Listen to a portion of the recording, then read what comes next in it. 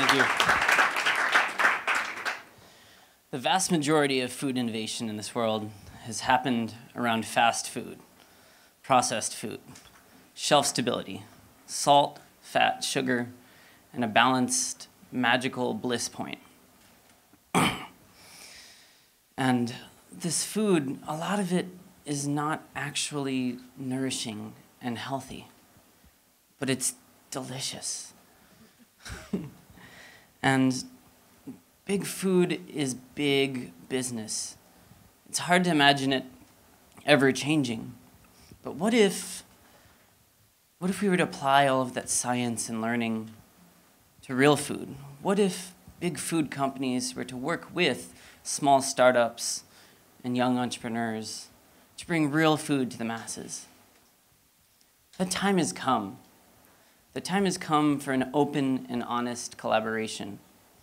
And I'm dedicated to seeing this vision become a reality, partly because my grandfather, Arch West, invented Doritos, one of the most abundant of all processed foods.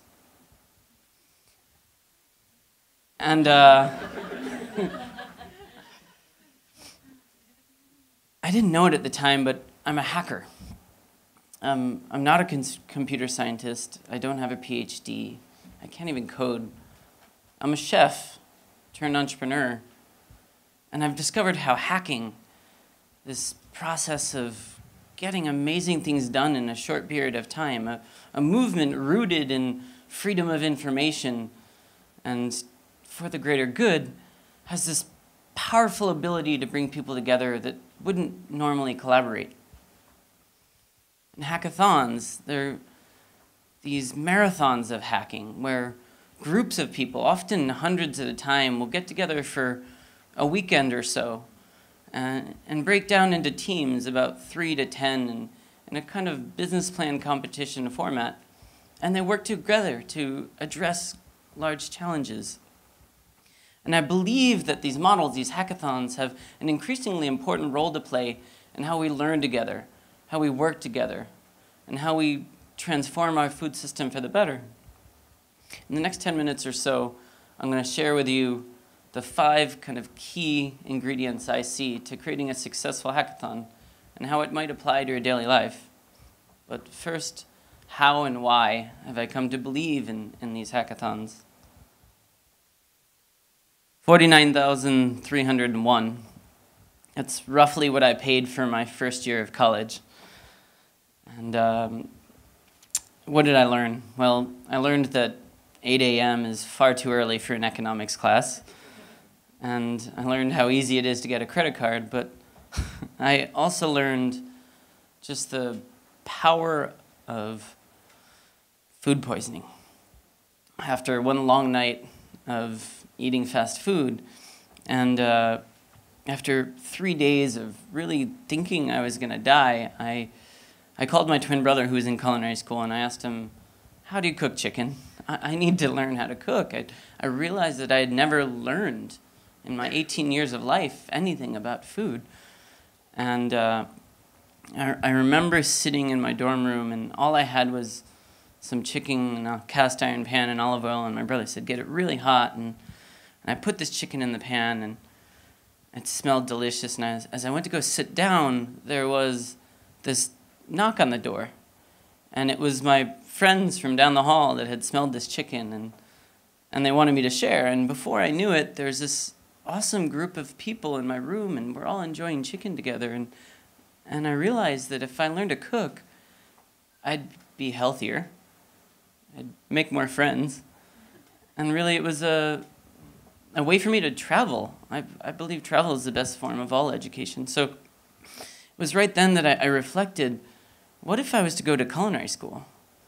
Well, I mean, food is this beautiful thing. It's, I'm always going to have a job if I learn food. So that's when I went, and I joined my brother at culinary school in New York, and I learned about as much as I could about food, and that's when I discovered the slow food movement and this amazing concept developed by the Italians about the opposite of fast food, about valuing the land and the people that produce the food and all of the ingredients. And my brother and I got really dedicated, and we created a club on campus, and after graduating, an edible education project, teaching cooking and farming classes for kids and seniors. And ultimately, I realized that I wanted to learn how to feed as many people as sustainably as possible. So I ended up scoring my dream job out in Silicon Valley, working for a fast-growing, well-known technology company and feeding their employees. And I realized that Silicon Valley is not that much different than culinary school, because in culinary school, everywhere I go, people are talking about food. In Silicon Valley, everywhere you go, people are talking about taking their ideas to reality, to creating businesses. And after about a year working at this company, I had met a couple of girls in a coffee shop that had this idea to start a kind of Airbnb for food company, a platform that enabled you to kind of have dinners in people's homes. And I jumped in the deep end, and we started this company. It was really one of the first kind of companies in the food sharing economy. And all of a sudden, we're having dinners all over, and we're growing this amazing idea into a reality. And it was going great until we ran out of money. And we ended up folding the company, and I stepped back and asked myself what to do. And a mentor of mine invited me to throw a party in Austin, Texas, for South by Southwest, a conference. And he said, why don't you write about your experience and take a shared ride? And that's when I got invited to the StartupBus. It was actually a hackathon on a bus on the way to Austin for South by Southwest. And you know, I'm a chef. I can't code, but I said, sure, I needed a ride. And lo and behold, we got on this bus, and the guy who organized it told me, this is going to change your life. And it did. All of a sudden, I realized all of the possibilities that we could have just to create. And we had so much fun on this bus. In fact, I think we had more fun than anybody. We created this custom cereal project, trying to reinvent Girl Scout cookies. And we ended up winning this competition. And again, I dove in the deep end trying to start this company. But somebody asked me a question. They said, do you really want to spend the next 5 years of your life selling cereal? And I didn't. And that's when I asked myself a question. I said, you know, I really know I want to start a company, but what makes a good company? And every good company starts by solving a problem. What's the problem that needs to be solved? And it occurred to me, maybe the problem that needs to be solved is it's really hard to start a company. And it's even harder to start a food company. So that's when I decided to apply food and hackathons together with a couple of friends. In about 2 weeks, we had invited a bunch of people together, and lo and behold, voila, excuse me, this is me. Well, actually, this is the quote that inspired it. The day is coming when a single carrot, freshly observed, would start a revolution. This is Paul Cézanne. So I decided to dress up like a carrot. And we held this hackathon, and it was like tapping into an energy that was unseen. That there was 5 other hackathons happening in San Francisco that day, but 250 people came out to this food hackathon. And the ideas that flowed, the creativity, the abundance of beautiful food that was shared, we realized that there was something really magical going on. So we did it again. Excuse me. This is the Future of Food hackathon that we did in New York, and we attached to it a forum. We brought in experts to kind of give people ideas and educate them where the opportunities were in the food movement. And then finally, after stepping back, we were approached by some larger companies that I wouldn't normally work with, to do another hackathon. And so I worked with Mars, a company that I had no idea about. I just assumed that they were big and evil, but I discovered that there's people on the inside of these companies that cared as much as I did about building a better food system. And So, what came out of these hackathons, right? So some of the winners of our hackathons created project management software for community gardens. Other winners even went far enough to physically hack apart Zambazon energy drink cans and create blowers which separated waxworms from mealworms so that they could grow their tiny farms, their insect farms, to meet protein demands in this country. And they went as far as to feeding the judges baklava. They made baklava with insects. And in their last hackathon, this one, the winners actually built a platform that really looked at different medications and how they paired with foods in order to avoid negative side effects and encouraging people to eat more food to be healthy.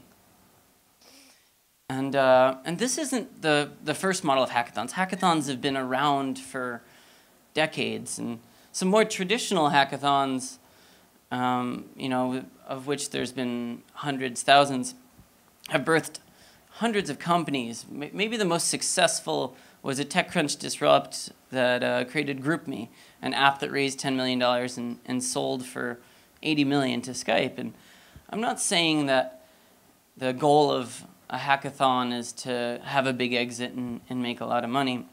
I'm saying it's one possibility. And, I've seen, I've met thousands of people and seen hundreds of ideas.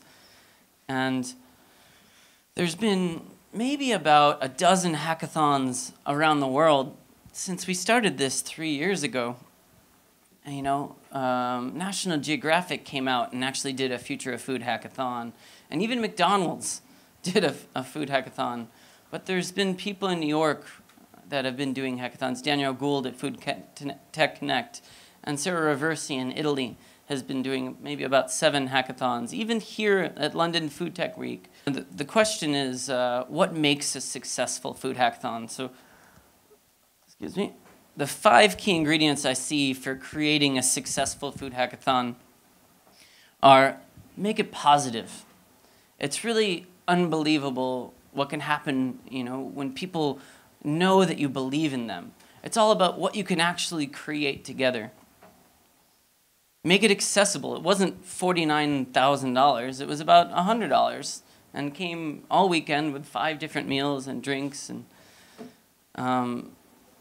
make it social. It's all about learning together and about helping each other.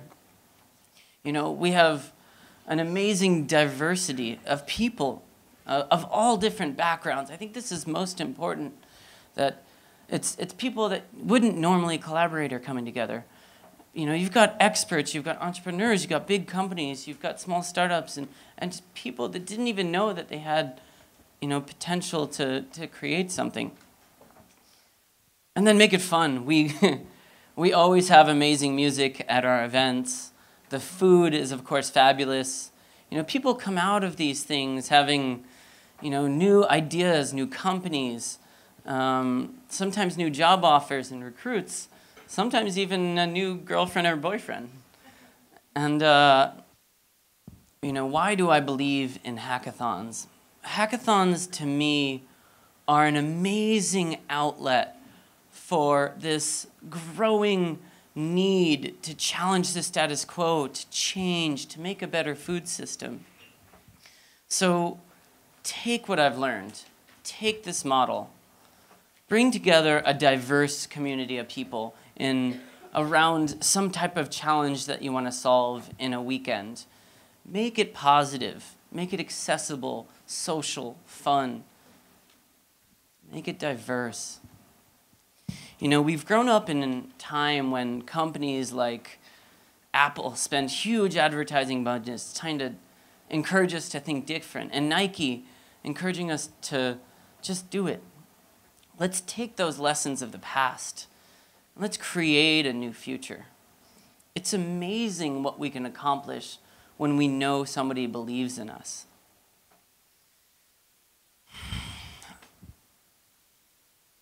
I believe that each and every single one of us have that power to bring people together. And if you go home to your home country and you take this, you have an opportunity to really instill that belief in others. Believe in yourself. We all have our differences. That's what makes us beautiful. Believe in each other. And remember, it's powerful and it's noble to be seen trying something new. It's time to hack food. I believe in you. Thank you.